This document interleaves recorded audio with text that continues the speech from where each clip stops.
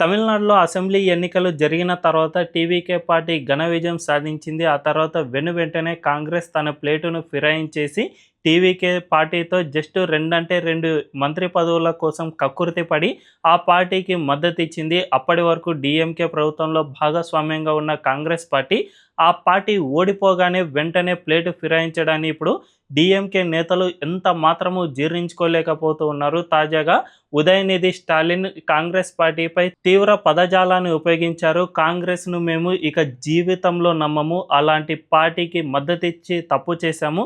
ఇప్పుడు తమిళనాడులో ఆ పార్టీకి 5 ఎమ్మెల్యే స్థానాలు గెలుపొందింది అన్నా కూడా అది డీఎంకే పెట్టిన భిక్ష మాత్రమే అని ఆ పార్టీ గుర్తుపెట్టుకోవాలి. అలాంటిది మమ్మల్ని వెన్నుపోటు పొడిచారు కాబట్టి భవిష్యత్తులో ఖచ్చితంగా మేము బదలా తీర్చుకుంటాం అనే విధంగా ఉదయనిధి స్టాలిన్ సైతం వ్యాఖ్యానించారు. దీన్ని బట్టి చూసుకుంటే కాంగ్రెస్ పార్టీ దక్షిణాదిన ఎంత ఘోర తప్పిదానికి పాల్పడిందో అర్థం చేసుకోవచ్చు. రాహుల్ గాంధీకి ఉన్న అధికార దాహమే దీనంతటికీ ప్రధాన కారణమని చెప్పకనే చెప్పుకోవచ్చు.